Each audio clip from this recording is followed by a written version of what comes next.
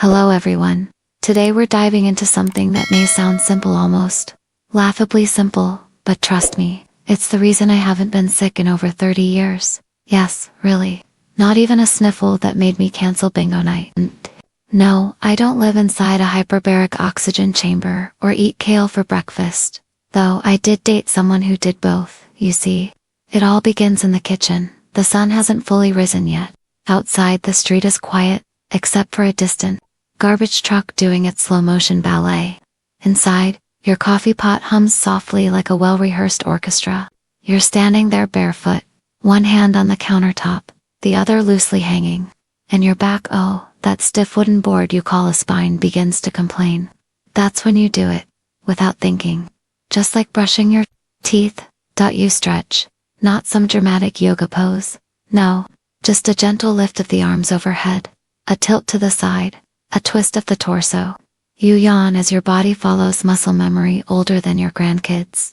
This is the first exercise. The humble morning stretch. So, before you get comfortable, take a moment to like the video and subscribe, but only if you genuinely enjoy what I do here. Also, drop your location and time zone in the comments. I want to know if you're stretching in Minnesota at sunrise or sipping tea in Arizona at dusk. Now, turn on the fan for some soothing noise, and let's begin today's journey of listening and healing together. The moment your arms lift up and over your head, you can almost hear the ligaments whisper. Finally, you sway gently to the left, then right, like a sunflower greeting the light. You reach toward the ceiling, not to touch it, but to remind your spine that it was designed to reach. What you're doing isn't just stretching, you're sending fresh oxygen into those corners of your lungs that usually go ignored during your afternoon naps. You're coaxing your lymphatic system to wake up and get moving, because unlike your phone, your immune system doesn't run on charger cords. It runs on movement. Fun fact: scientists have found that light stretching in the morning actually lowers your cortisol levels. That's right, less of the stress hormone that makes you grumpy enough to argue with squirrels in the park. And here's something strange. The Japanese term, Ragio Teiso, literally meaning radio calisthenics, has been practiced daily by seniors across Japan for decades. They stretch and move with the same routine every morning. Some of them are still farming rice at 95. Coincidence? Maybe. Or maybe we've underestimated the power of gentle motion. You remember those early years, when you could leap out of bed like a toaster pastry? Now, your body needs a little coaxing. A slow warm-up. Think of your muscles like leftover lasagna if you try to move it too fast. Something will rip. But with a bit of stretching, your joints release like old drawer hinges that just needed a drop of oil. Your spine clicks in just the right way, and you feel taller. Your knees stop sounding like popcorn. And you know what? You feel alive. Not young, because, let's be honest, no amount of stretching will let you outrun your great-grandkids, but present. Some experts still debate whether stretching directly prevents illness. They argue over mechanisms, studies, peer reviews. Meanwhile, you're bending to the side, reaching for your coffee mug, and silently thinking, y'all can argue all you want till I feel better. That's what matters. You're not aiming for a gold medal. You're aiming for not groaning when you tie your shoes. You're aiming for not throwing your back out when you reach to grab the TV remote between the couch cushions. And here's a trick you've learned. Combine your morning stretch with gratitude. Each arm lift comes with a silent thank you. Thank you, knees. Thank you, hips. Thank you, rotator cuff that somehow held it together since 1984. Because when you start your day moving with intention, you're not just exercising your body, you're tuning your spirit. And maybe that's the secret. Maybe health isn't about big, loud actions. Maybe it's these quiet rituals, repeated every morning before the world gets noisy, that keep you thriving. So, tomorrow morning, before you scroll, before you sip, before the day tries to pull you apart, pause, breathe, reach for the ceiling, twist gently, smile, and remember, that simple stretch could be doing more for your immune system than any bottle of multivitamins ever could. Now, don't sit down just yet. You're only one squat away from your next miracle. You don't really think of it as exercise anymore. It's just what you do when you sit down, or stand up, or drop a sock. It started years ago. maybe even decades ago, when your knees made that unsettling crunch sound as you lowered yourself into your favorite recliner. You paused, hovered for a second, then slowly sat down with all the grace of a collapsing folding chair. That's when you realized, sitting down is a squat, and rising, well, that's resistance training, darling. You didn't need a gym membership. You had a kitchen chair. Now every time you sit, you do it deliberately. Feet flat, knees in line. You lower your body slowly, like you're testing the laws of gravity. And then you hold it just for a heartbeat before gently touching down. Congratulations, that's a controlled eccentric contraction.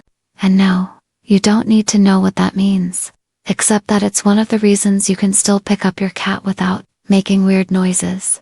Scientists will tell you that squat movements maintain lower body strength, improve circulation, and prevent falls. You don't need a paper to tell you that your body already has. Every time you get off the toilet without assistance, that's your personal Nobel Prize in senior fitness. But here's the kicker, literally. You've added a little twist. The hover, squat. You stand in front of the chair, pause, lower halfway, then stop, hold some more. Your thighs start whispering curse words, and then you stand back up. Victory, you didn't even spill your coffee. A surprising study from Fitness, the land of snow and saunas, found that older adults who practiced sit-to-stand exercises daily had 40% fewer hospitalizations due to injury or illness over 10 years. That's not fitness, that's health insurance with no deductible. Some experts still debate whether simple bodyweight movements are enough to count as real exercise. You smile when you hear that, because they clearly haven't seen you rise from your extra deep armchair without using your hands. That's a whole CrossFit competition in slow motion. You've made it a game. Each time you go to sit, you pause. Hover challenge, you whisper, and then you go down slowly like you're landing a plane. Controlled, steady, focused. And every time you do, you're telling your body, I'm still here, still strong, still grounded. There's also a little side benefit no one talks about. You gain better bowel control. That's right. Strong legs equals better everything. If that's not a motivator, what is? Remember when your niece offered you a yoga ball to sit on during dinner, saying it would improve your posture? You thanked her, then hid the ball in the garage. Because you already have a secret weapon. The classic wooden chair, sturdy, solid, unforgiving, just like your willpower. Now, you don't always do 10 reps. Sometimes it's just one, but done with attention, with presence. And sometimes, you sneak in a few extra, like when you're microwaving soup, or brushing your teeth, or waiting for Judge Judy to return from commercial break. And here's something. Few know when you rise from a seated position without using your arms, you're training more than just your thighs. You're training neuromuscular coordination, that fancy term for your brain and body staying in sync, which is exactly what keeps you from tripping over that rug your neighbor keeps saying you should throw out. You smile again, remembering how your grandson tried to show you his fancy smartwatch workout stats last week. Calories burned, steps counted, zones tracked. He did so next time you find yourself about to sit. Pause, hover, engage, challenge gravity with dignity. Because these chair squats aren't just keeping you strong, they're keeping you independent. And nothing tastes sweeter than the freedom of standing up without needing a helping hand. Now, how about we take a little walk? But not just any walk. Let's head to the grocery store, where your cart is your coach, and every aisle is a training lane. The grocery store isn't just where you buy bananas and pretend to read the sodium labels. It's your stadium, your personal arena, and your cart. That's your trusty walker with benefits. You don't even realize it anymore. But every time you push that metal beast down the aisle at Costco or Trader Joe's, you're participating in what I like to call the Silver Stride Challenge. The rules are simple. Stay upright, keep moving, and don't knock over the display of organic mango salsa. This is your walk, your grocery cart walk. And it's a full body event. It starts the moment you grab the handle. You feel the cold steel, steady and reliable. Your feet begin their rhythm on the linoleum runway. Step by step, you glide well, maybe not glide, more like determined shuffle. But still, each stride is purposeful. Heels down, roll forward, toes push. Your hips sway just enough to remind you you're alive, and you're doing laps before you even hit the dairy section. Science time. Studies show that walking with slight resistance, like pushing a shopping cart, actually increases muscle activation in your core and arms, not just your legs. It engages stabilizer muscles that don't get used much when you sit on your porch and judge people's lawn decorations. But here's something most people don't know. Your cart also helps your vestibular system. That's the part of your body that keeps you balanced and upright. As you turn corners, avoid spilled pickle juice, and dodge those unattended children with the speed of a sloth on espresso, you're training your internal GPS. That's why you haven't fallen in a decade. Not luck, practice. And while experts continue to debate whether supermarket walking counts as real exercise, you already know the truth. Because by the time you've circled the entire store and lifted a 10-pound bag of dog food into your cart, you've done more than half the gym rats in spandex. Let's not forget the lunges. You know, the ones you spot a sale on canned peaches and take a long, slow step forward to grab the last one. That's a textbook static lunge, and bonus points if you hold the position while reading the label like you understand what acid means. Now, not every shopping trip is an Olympic event. Sometimes you're just there for milk and an excuse to get out of the house. But every moment counts. Even the parking lot walk, that magical stretch of cracked concrete and faded lines, is your personal red carpet. And when you return to your car, load the groceries into the trunk, and do that little stretch where you arch your back like a sunbathing cat. That's not just relief, that's alignment.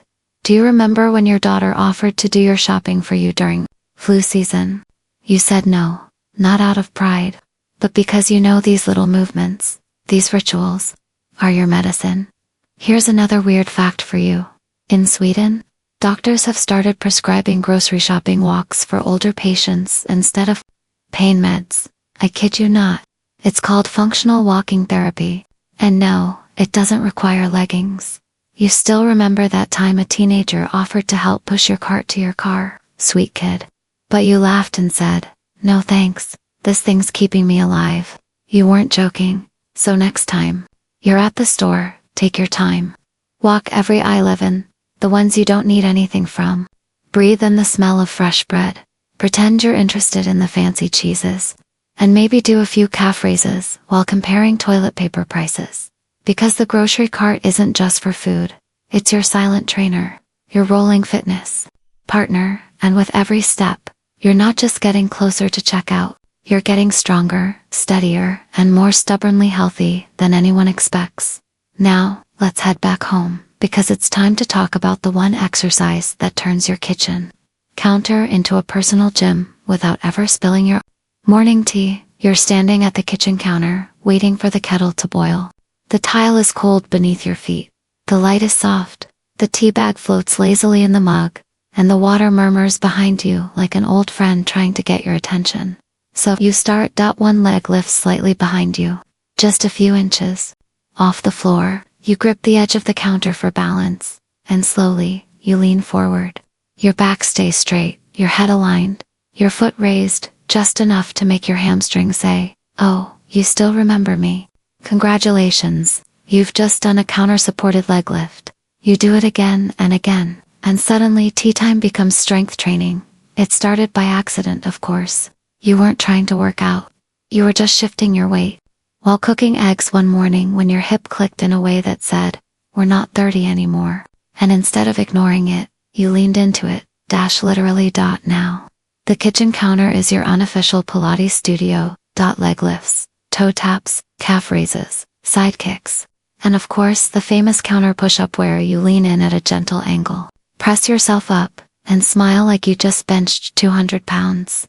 Little known fact, these small bodyweight movements at the counter are one of the most effective ways for seniors to improve hip stability and prevent falls. It's called functional reloading, and physical therapists love it mostly because it doesn't require equipment, tight spandex, or Spotify workout playlists. Your tea boils. You pour, stir, and keep lifting one leg at a time. Some experts argue whether 5 reps are enough to make a difference. Others insist on heart rate zones, calorie burns, and compound muscle engagement. Meanwhile, you're just trying to keep your knees happy enough to make it through bingo night. And the funny thing, it works. You start to notice subtle changes. You open the fridge without bracing yourself. You pivot at the stove without wincing. You drop a spoon and pick it up like a graceful cray, not a creaky folding chair. Here's something hardly anyone talks about. Balance isn't just about your feet. It's your hips, your core, your ankles, and yes, even your brain. And when you move intentionally, especially in a space you feel safe in, like your kitchen, you're training all of it. You remember when your doctor asked, "Are you staying active?" And you replied, "Does dancing to Elvis while doing dishes count?" Yes, it does. Especially when you throw in a few side leg lifts while you rinse out the coffee pot. There's even a bit of joy in it now. You challenge yourself 5 lifts while you butter toast, 10 push-ups before the timer dings. Sometimes, you even put on music and pretend you're in a slow-motion exercise video. The kind where everyone smiles too much and no one sweats. And when your neighbor drops by and asks, "How do you stay so steady on your feet?" you say, "Tea, toast, and toe taps, baby." Because the truth is, your kitchen has become your dojo, your sacred training space. No gym fees, no judgment. Just you, the counter, and a few sacred minutes where your body listens and your joints remember. So next time you're making oatmeal or reheating leftovers, don't just stand there. Lift, tap, stretch. You've got the tools, you've got the time. And the best part, you'll be building strength without even breaking a sweat. Lest the chili's too spicy. Now dry your hands. Pour another cup of tea, and follow me to the next stop. Your stairs. Yes, even if it's just one step. Because the next movement is the unsung hero of energy and heart. Health. You stare at the stairs. It could be just 3 steps from the garage to the kitchen, or the full staircase to your bedroom, with the mystery stain on the 5th step, and that one board that always creaks like a ghost with asthma. Doesn't matter, because every time you lift your foot, place it on that first step, and push your performing the most underestimated exercise of them all. The step dash up. It's not glamorous. It won't win you medals, but it might save your life. You used to groan a little, maybe even hesitate. That moment of doubt, do I have the energy? Will my knee hold? Can I carry this laundry basket and my dignity at the same time? But then you started making a game of it. 1 flight a day, 2 if it's laundry day, 3 if you forgot your glasses upstairs again. And you noticed something strange. You stopped holding the railing so tightly. Your legs felt lighter, not young, not bouncy, but dependable. Like a car that doesn't look pretty anymore, but the engine still purrs. Physiologically speaking, step-ups activate your glutes, quadriceps, calves, and most importantly your heart. They mimic real-world challenges. Walking uphill, climbing into cars, or stepping over your grandkids' Lego minefield without swearing. But here's the secret no one tells you. Going down the stairs is just as important as going up. Descending. With control builds eccentric strength, your muscles resisting gravity instead of giving into it. An eccentric movement is key to joint protection. That's why you don't wobble like a newborn deer every time you step off a curb. You've even added flair. Sometimes, you step up and down on the first stair 10 times while waiting for the oven to preheat.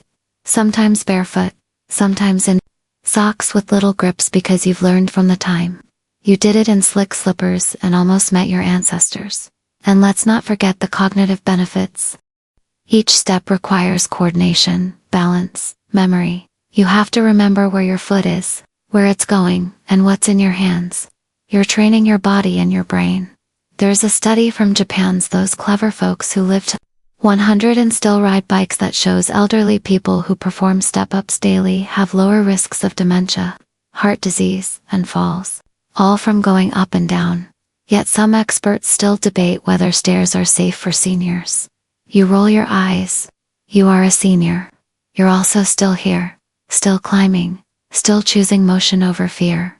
You remember your cousin Helen, who got one of those stair lifts installed. Nice chair, very smooth ride. But after a year, her legs gave up. You decided then, no thank you. Not because of pride, but because of practice. Use it, or lose it. Now, some days are harder. You skip a step, you move slower, but you do it. And when you reach the top, you whisper, "Still got it." You might laugh remembering that time your granddaughter tried to race you up. You didn't win, but you made it. And you didn't have to stop to catch your breath or grab your hip like you were reenacting a drama series. That's victory enough. So now, the stairs aren't an obstacle. They're a daily reminder of what you can do, of what you've earned, of how a few steps can lead to 1,000 invisible victories. And yes, you count them. Sometimes out loud, not just the steps. The blessings. 1, 2, 3, strong knees. 4, 5, clear lungs. 6, 7, still here. And when you come back down, you do it slow, controlled, because every step down is its own kind of strength now. That we've tackled stairs. Let's shift to something even simpler. So simple, it's almost invisible. But it might be the most powerful of all. It starts with your breath, and it changes everything. You're not even moving now. You're just sitting there, maybe in your favorite chair, maybe on the edge of your bed, socks rolled halfway down your feet, remote lost somewhere in the couch cushions, but your chest rises, and falls, and rises again. That's it. The exercise. Intentional breathing. Sounds too easy, right? Like something a yoga instructor with 7 crystals would preach while charging you $40 for a class in a park. But don't underestimate it, because right now, with one deep inhale through your nose, hold it for 3 seconds. And now exhale slowly through your mouth like you're blowing on hot soup. You're doing something your body desperately needs. You're giving it oxygen, control, and calm. And let me tell you something wild. Deep breathing reduces blood pressure, improves digestion, and even strengthens your immune response. All that without leaving your chair.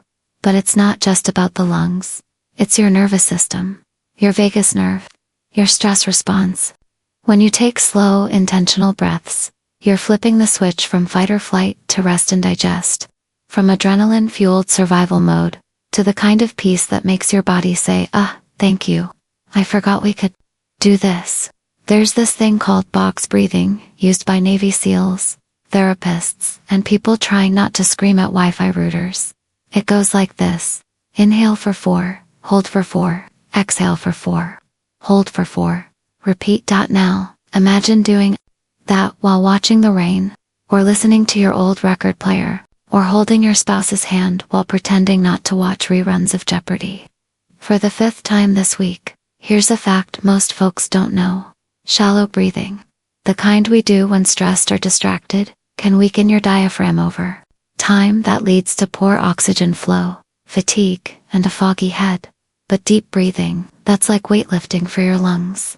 You once told someone, "I've never been sick in 30 years. They raised their eyebrows. You smiled and said, "I breathe like I mean it." They thought you were joking, but you weren't. Because when you breathe deeply, intentionally, every single day, you're not just relaxing, you're resetting your whole system. You're massaging your internal organs. You're telling your heart, "Hey, slow down. We're safe now." And maybe it's no coincidence that your good health started when you began your little morning rituals sitting at the window, cup of coffee in hand, and 10 slow breaths before doing anything else. Experts still argue about which technique is best. Wim Hof breathing pranayama 478. But you just breathe like someone who's lived long enough to know that peace doesn't come from noise. It comes from stillness, from paying attention, from being alive, on purpose. Even your doctor noticed. Last visit, she said, "Your oxygen levels are perfect." You just nodded, like that's not the result of years of practice. So here's your invitation. At any moment, in any room, without weights, mats, or spandex, you can heal. One breath at a time, and after you exhale that last one, smile a little. Because you're doing more than most people ever will. You're mastering the invisible art of showing up for your body without a single grand gesture. And now that your lungs are awake, let's take that energy and move it to the most unexpected gym in your life. The garden, yes. Even if it's just a few pots on your balcony. Because what you do there isn't just gardening. It's survival training disguised as serenity. You slide open the back door. The morning air greets you like a loyal dog, cool, gentle, and filled with the smell of damp soil and last night's rain. You take a few slow steps into your garden. It's not for sight. It's not even that fancy neighbor's backyard with the talking fountain and solar lights that look like space mushrooms. But it's yours. A patch of ground, or a few pots lined along your porch rail, or maybe just a single stubborn tomato. Plant in a raised box someone built you out of scrap wood. You bend down, pull a weed, pat the earth, stretch, twist, reach, and just like that, you've entered one of the most underrated full-body workouts for seniors. Gardening, you don't think of it as exercise, but your muscles do. Your spine gets a gentle stretch every time you reach for the basil. Your thighs get a good burn when you squat down to clip those dead leaves from the marigolds. Your arms, they're stronger than you give them credit for, especially when you carry that watering can like it's a silver chalice in some sacred ceremony. Little known fact: gardening uses nearly all major muscle groups, improves hand dexterity, and can even reduce symptoms of osteoporosis. And unlike lifting dumbbells in a musty gym, the reward here is tangible. You don't just burn calories, you grow things. You feed something besides your own worries.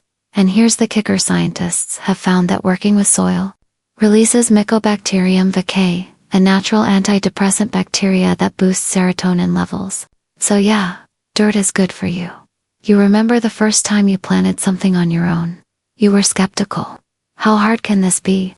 Then 3 weeks later, your back hurt, your shoulders ached, and your lettuce looked like a shriveled sock, but you kept going, because out here the pace makes sense. You water, wait, adjust. You learn to observe, not control, and you begin to notice things. The way your arms feel steadier after a week of pruning, the way your balance improves when you move between stepping stones, the way your breathing syncs with the rhythm of clipping and arranging and potting. One of your grandkids once asked, "Why do you spend so much time with those plants?" You smiled and said, "Because they don't rush me, and they don't judge me when I grunt, getting up." Experts still debate whether gardening counts as real exercise. You say, "Sure, you'll enough to make me sweat, sore, and satisfied."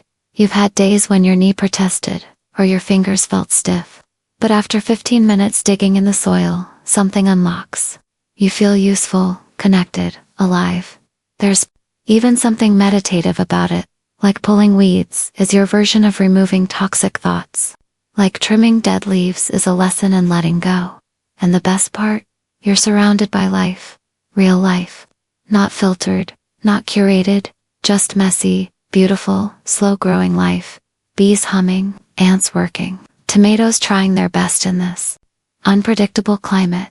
Your hands, once just for holding, are now instruments of creation. You're not just keeping yourself healthy, you're participating in the health of the world around you. And every seed you plant is a quiet rebellion against aging, not denial, not resistance. Just a peaceful refusal to stop moving. So when the sun gets too high and your knees say, "Okay, that's enough heroics," you stand up slowly, brush the dirt off your palms, and you whisper to your flowers, "Same time tomorrow." Because now, it's time to head back in. Not to rest, but to explore the quietest, smallest movement of all. The one that happens when you lie down on your back, lift your legs gently into the air, and rediscover the magic of circulation. You're on the floor now, not because you've fallen, thank heavens, but because you chose to be there. That's the real power move. Lowering yourself down on purpose. Controlled.com. Like a cat that still knows how to pounce, even if it prefers the sunniest spot on the rug these days. And here, on this familiar patch of carpet or yoga mat, honestly, just a folded towel. If we're being practical, you begin the simplest exercise with the strangest name. Legs up the wall. No, it's not some trendy TikTok move. It's an ancient pose, a healing ritual, a small act of rebellion against gravity. You scoot your hips close to the wall, swing your legs up slowly, let your arms fall to your sides, palms open, and suddenly, blood that's worked hard all day to fight downward pull flows back home. Legs dash up the wall, or Viparita Karani, as those poetic yogis call it, does more than just feel nice. It reduces swelling in your feet and ankles. It improves circulation, crucial when your legs are tired from sitting, standing, or just being in the world. It eases tension in your lower back. It lowers stress and slows the heart rate. And it Gives your veins, especially those that have seen decades of service, a break. Doctors rarely prescribe it, but if they could bottle this feeling, they'd slap a warning label on it. May cause sudden peace, tingling in the toes, and the urge to nap like a satisfied cat. And the best part? You do absolutely nothing. No reps, no sets, no sweat. Just rest. Just breathe. You remember the first time you tried it. You felt silly. Am I just laying here like a beetle? But then, the quiet came. Not silence, quiet. That rare, sacred hum of a body saying, this is what I've needed. You start doing it after long walks, after gardening, after standing too long at the stove, cooking that slow Sunday chili. You do it when your knees ache, or when your heart feels a little heavier than usual. It's like hitting a reset button on your blood, your breath, your thoughts. And here's a strange truth that most people don't know. Elevation of the legs helps drain lymph fluid. That means your immune system gets a gentle nudge without a pill, without a doctor's office, without insurance approval. Some experts still argue about how long to stay there. 10 minutes, 20 you say. Stay until the world stops buzzing, and your toes feel like warm pebbles on a sunny beach. You've even added your own flair. Soft music playing, a lavender eye pillow, or maybe just the ceiling fan turning slow circles above you. Like time itself is winding down for a nap. Sometimes you fall asleep. Sometimes you just drift. But always, when you slide your legs back, down and sit up slowly, you feel lighter, brighter, cleaner, somehow inside and out. Because in this tiny, almost laughable pose, you've honored your body. You've chosen healing. You've given yourself a moment that most people are too busy, too skeptical, or too normal to ever experience. And you think, if more people spent time upside down, maybe the world would be a little calmer now.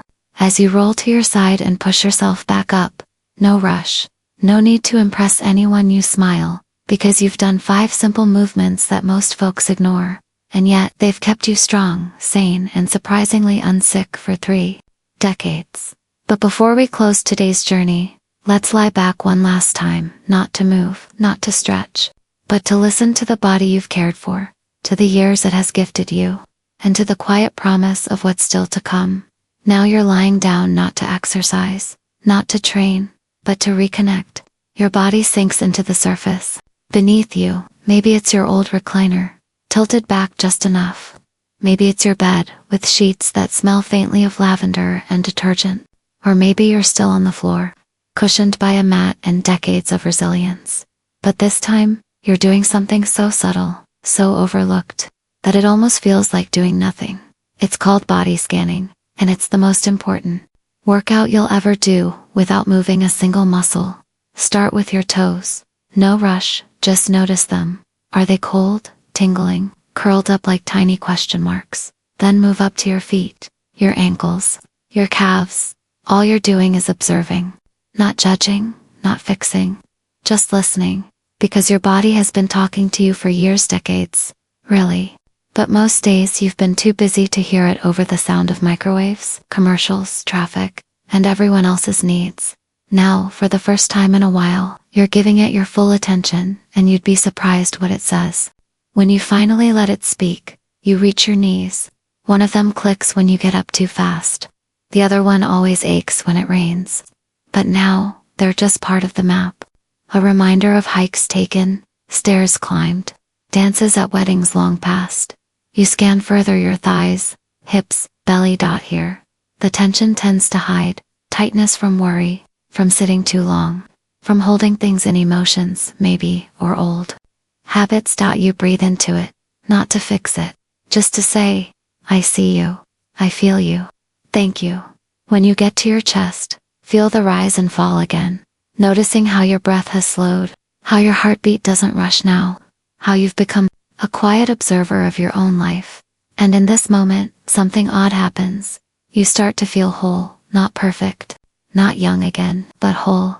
Because even if your back cracks when you sit up, even if you groan a little louder each morning, your body is still yours, and it's still here, carrying you, speaking to you, healing you. Science shows that body scan meditation helps reduce chronic pain, improve sleep, lower anxiety, and even enhanced memory. But forget the research for a second. Just think about how rare it is to truly feel yourself. To occupy your own space with kindness. It's like tuning an instrument you didn't know had gone out of tune. Experts still debate whether body scanning is meditation or relaxation. You say, who cares? You're lying here alive, feeling everything without needing to change it. That's more than most people manage in a week. And now that you've scanned all the way up to your shoulders, neck, face, you release your jaw, you soften your eyes, you let your tongue fall gently in your mouth like it just gave up arguing with gravity. And suddenly, everything inside you is quiet, not empty, just at peace. You didn't need a pill, you didn't need a machine, you didn't even need a gym. You just needed this moment, a few minutes where your body could finally say, thank you for noticing. Because sometimes, healing isn't about adding more effort, it's about subtracting the noise. So, stay here. A little longer if you want. There's no clock running. No one's watching. No points being scored. Just you, resting. Just you, returning home to the place you've lived in all along your body. And in a moment, we'll rise again. Not because we must, but because we can. You rise slowly now. Not with urgency. Not like the fire alarm's gone off, but like a tide returning steadily, gently, with purpose. Your feet find the floor again. You press your palms to your thighs, just to feel that contact, to say, I'm back, I'm here. And maybe you roll your shoulders. Maybe you give your spine a little wiggle, like a cat that just woke up from a long nap, and still isn't quite ready to care about anything urgent. What you just did, those 5 simple, unglamorous, mostly forgotten movements, they're not flashy, they don't come with brand names or streaming subscriptions, but they've kept you well, not just unsick. Well, strong enough to open jars without asking for help. Balanced enough to reach that top shelf without wobbling like a baby giraffe. Peaceful enough to sleep through the night without wrestling a pillow like it owes you money. And you think about it. How easy it would have been to let it all go. To say, well, I'm old. That's that. But you didn't. You stretched. You walked. You squatted into the dirt and let your blood rush backward up your legs like some gentle rebellion. And all of it started, not because you wanted six-pack abs or a summer body, but because you wanted to wake up and not hurt. To move through your day and not be afraid, to go to bed and actually rest. And somewhere along the way, you started to feel younger, not in the mirror, but in the way your joints stopped grumbling like unpaid interns. In the way your breath stayed with you, like an old friend who never interrupts. In the way your body became less of a burden and more of a partner. You're not doing CrossFit, you're not running marathons, you're just maintaining the sacred rhythm of being human. And here's the thing most people don't realize, health isn't just about not getting sick, it's about building a relationship with your body. One where you listen more than you talk, one where you don't punish it for aging, but thank it for staying.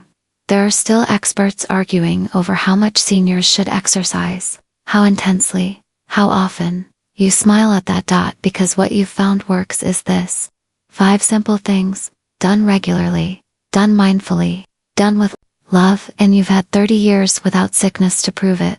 So now, as you walk toward the kitchen for a glass of water, or maybe out to the porch for some fresh air, you carry that quiet pride inside you, not loud, not boastful, just steady, warm, and earned, like sunlight on skin after a cold morning. And tomorrow, you'll do it again, because you don't need perfection. You just need movement, stillness, laughter, and a body that feels like home. Now, let's wind down, my friend, because healing isn't just about what you do. It's also about what you allow. Soften the lights. Let the tension dissolve.